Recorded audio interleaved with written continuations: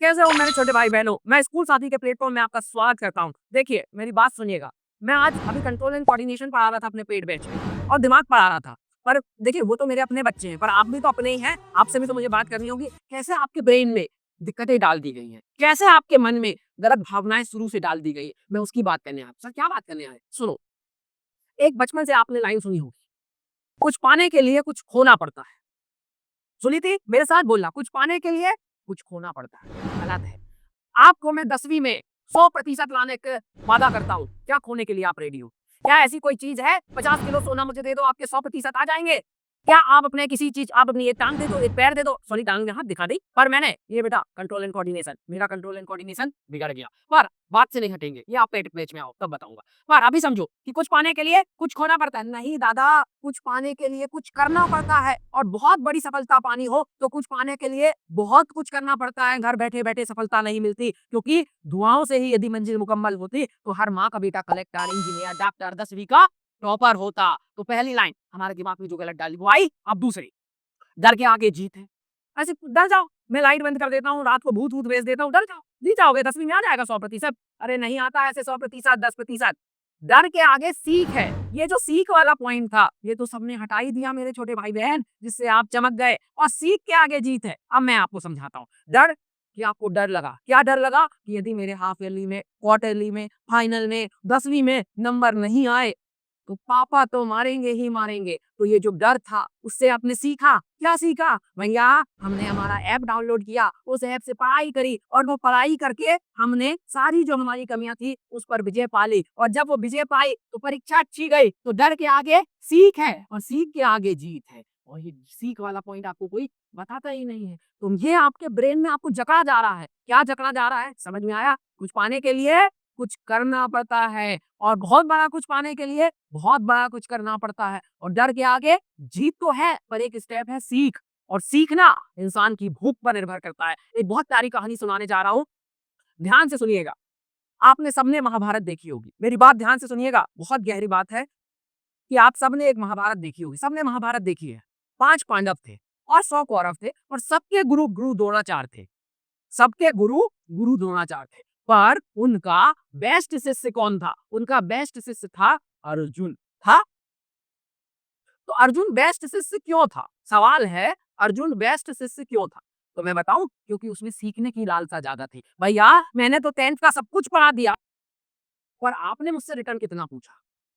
आपने मुझसे कितना रिटर्न पूछा? आपने कितनी जल्दी पीवाईक्यू सॉल्व कर लिया? अर्जुन को और बाकी चारों पांडवों को और कौरवों को गुरु द्रोणाचार्य ने सब कुछ बराबर सिखाया था। पर अर्जुन ने ज्यादा जिज्ञासा थी तो वो जा जाके ज्यादा पूछता था अपने टीचर से, इसलिए वो महान बना। तो भेड़ चाल में तो सभी चल रहे हैं, सबको मैं बताता जा रहा हूँ। अभी मैंने अपनी पेड क्लास में बताया कि ये कपाट होते हैं, ये होते हैं, यहाँ से ऐसे ब्लड आता है, फिर यहाँ से ऐसे निकल जाता है, फिर ऐसे निकल जाता है, यहाँ नहीं जाता, यहाँ जाता है। पर किसी ने नहीं पूछा कि दिल में छेद हो जाए तो सर क्या होता है? तो भैया अर्जुन बनो।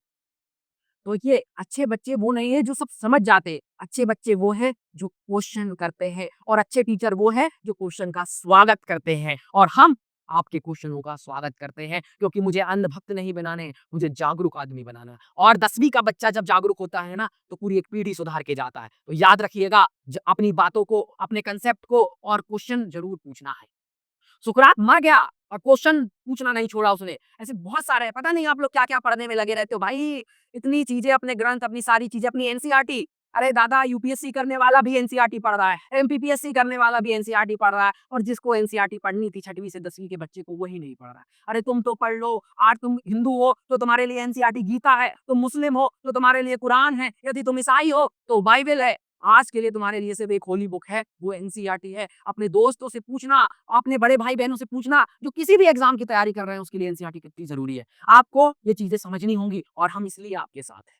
समझ में आई मेरी बात? तो समझिए, सोचिए और फिर चुनिए स्कूल साथी का साथ। ऐसे नहीं होता है ना?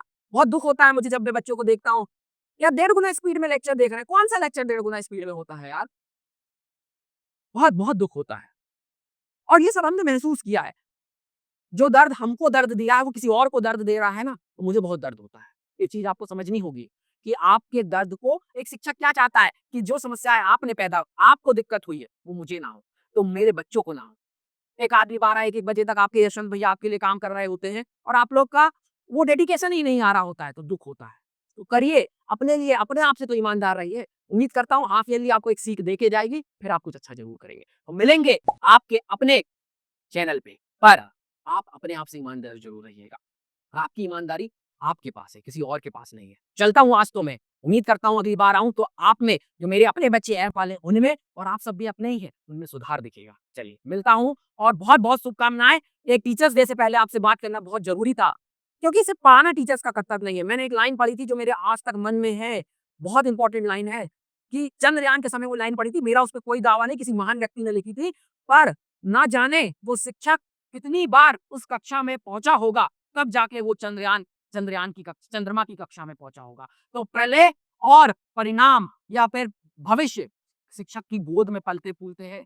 तो शिक्षक अपना कर्तव्य ना भूलें, शिक्षक दिवस आ रहा है, सिर्फ़ पैसा कमाना आपका उद्देश्य नहीं होना चाहिए। पैसा कमाना तो हर किसी माध्यम से कमाया जा सकता है। पैसा कमाना उद्देश्य है, तो आप गलत जगह पे हैं। और हर आदमी से रास्ता नहीं पूछना चाहिए। कुछ लोग आपको गुमराह कर देते हैं रास्ता बताने के चक्कर में। बेटा, अच्छे लोगों की पहचान करो, नहीं कर पा रहे हो तो ऐप डाउनलोड करो, फ्री वीडियोज़ बहुत सारे पड़े हुए हैं, उनको देखो, समझो और फिर सही चीज़ को चुनो। तो चलता हूँ आज, बहुत सारी बातें हो गई, पढ़िएगा ध्यान से, मिलेंगे अगली क्लास में। जय हिंद, जय भारत।